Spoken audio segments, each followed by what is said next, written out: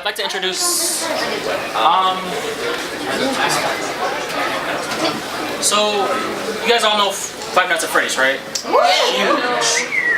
So we have the voice of not only Rockstar Foxy, Funtime Foxy, and Mr. Hippo himself, Mr. Joe Gaudet.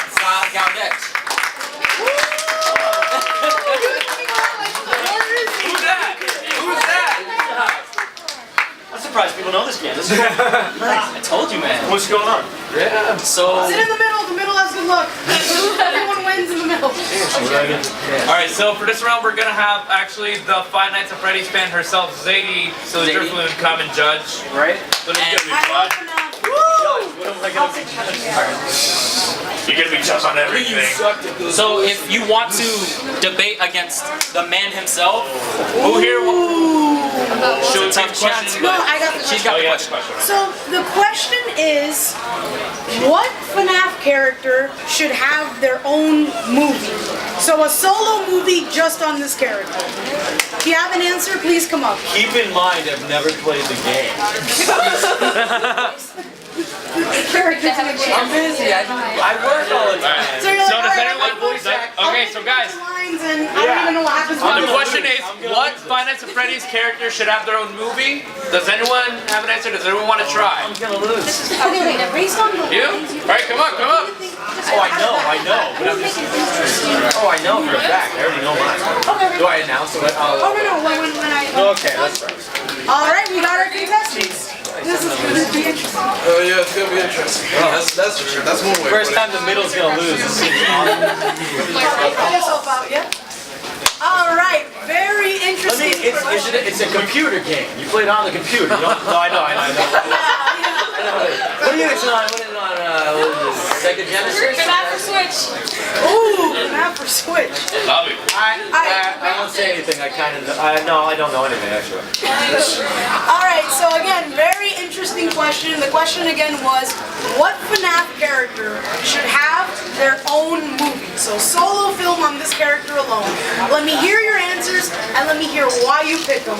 Starting from left to right, go ahead. Yo, what's up? All right, so I'm thinking that purple guy should have his own movie, and the sole reason that he should have his own movie is because he's the only one that actually has some motivation, some character, some personality that can actually be involved in an actual movie. Because it could just turn into a straight up horror mystery in regards to the mind of this murder, of how he did this to these children and why, and things like that. It wouldn't really be a video game movie, it'd just be a murder movie.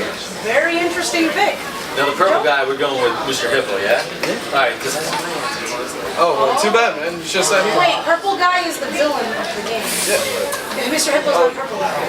See? Alright, well here we go. I think Mr. Hippo should have his own film because he has the most dialogue. And well, as you can see, all the other characters, they say 1 or 2 lines, and then that's it. Mr. Hippo's got a backstory, and he won't shut the hell up. So there's substance there. He could go on a little monologue of Orville. Him and Orville, it could be a buddy cop film, for example. Oh, buddy cop. It could be like Rush Hour. You know, Orville could play the Jackie Chan character, and Mr. Hippo could play, you know, the Chris Tucker character. You understand the words that are coming out of my mouth. It can go on and on.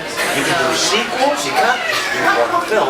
We got Rush Hour 1, 2, 3. You don't touch a purple man's radio, is what you say.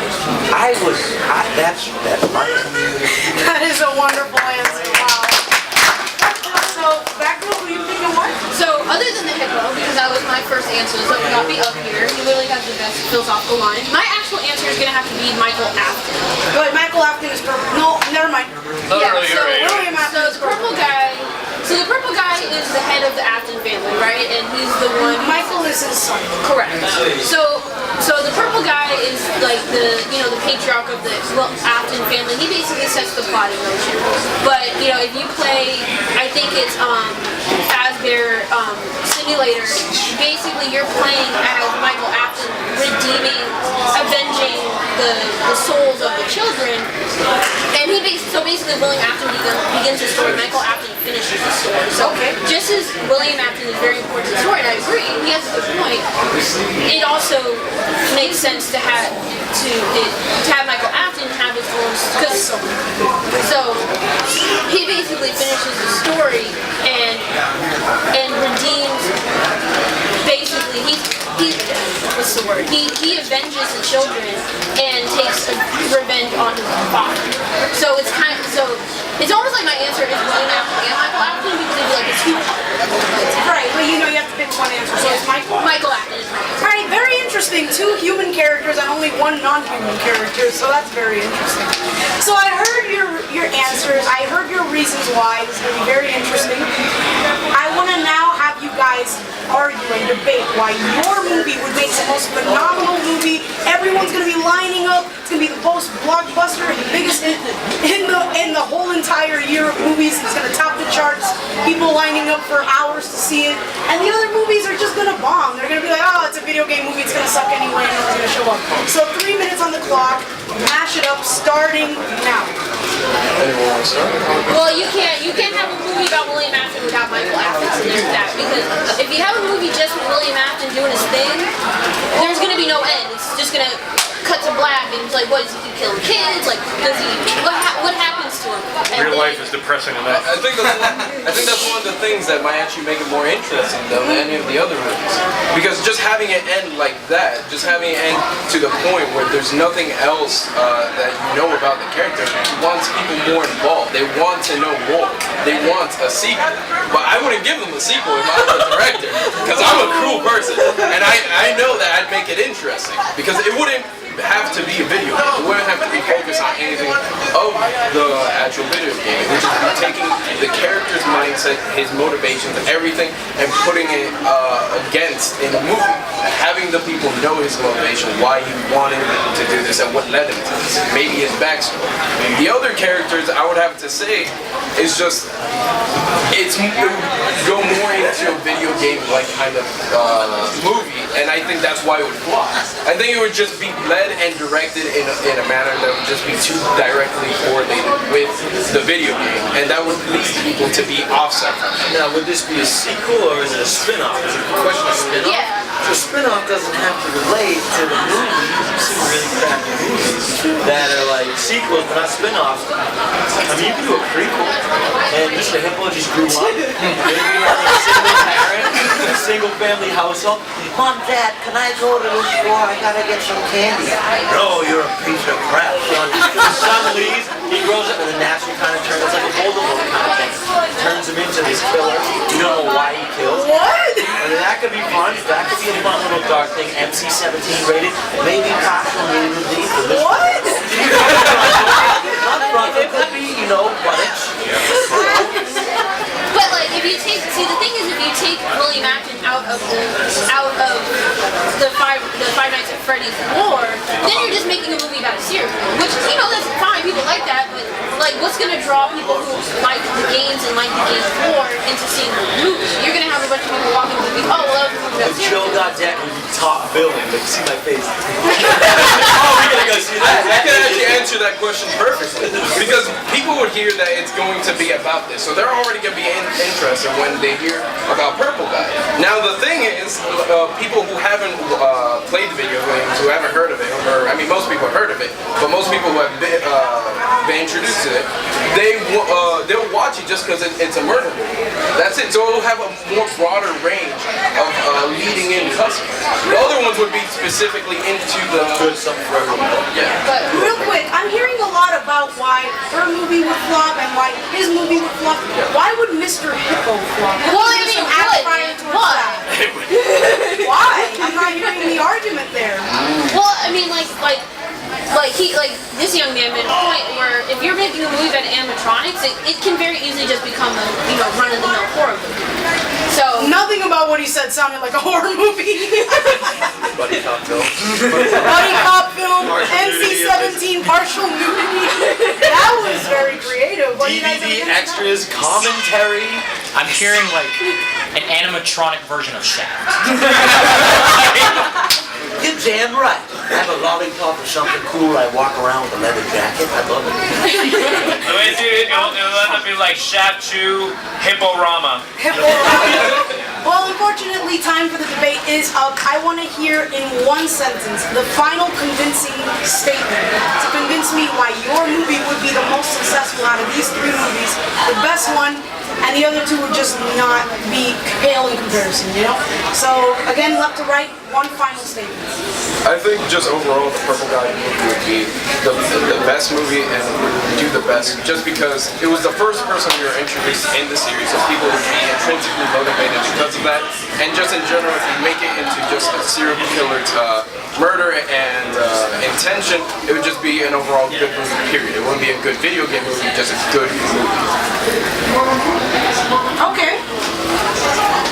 Mr. Hippo, directed by Michael Bay.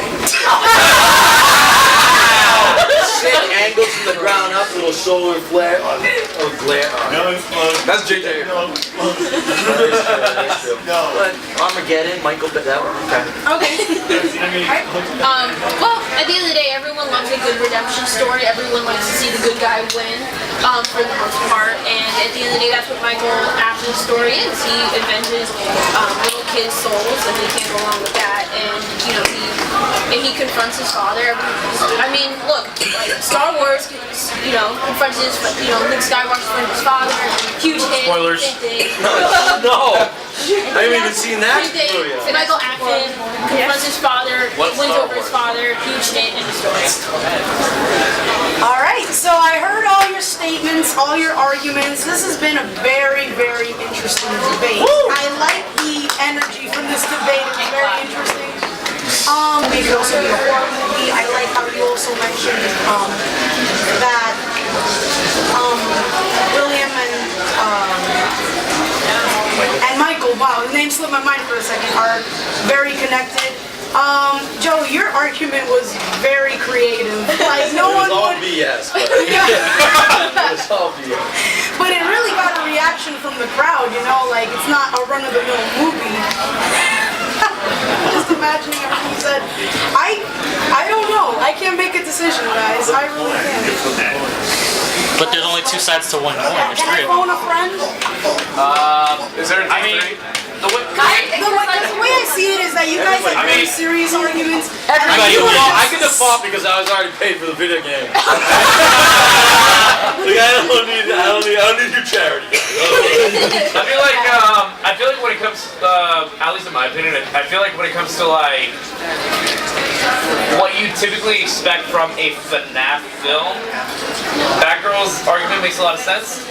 But also, and then when it comes to like a film itself, something that people enjoy and have a good time, something as crazy as a Shaft Hippo nudity film, where it's like, watch this and go. because the most interesting thing is that in the FNAF world, these are all characters themselves with their own lives and their own stories. So really, you can do whatever story you want if you make a film based What off if one of the Mr. Hippo's animatronics. backstory is all that? A bloody cop? Totally could be. So when it comes to, I guess like when it comes to argument, when it's coming to something purely FNAF lore based and stuff, Batgirls probably makes the most sense. When it comes to something that people would line up to theaters and be like, holy frick, this is gonna be one of the craziest things. This is like Deadpool levels of insane. You think so? Yeah. You don't think his horror show made a good point? Horror sounded good, but it's something.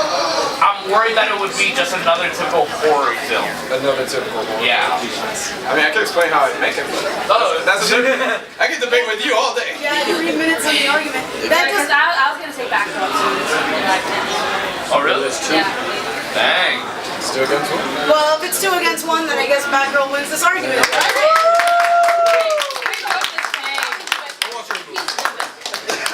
You all never watch it.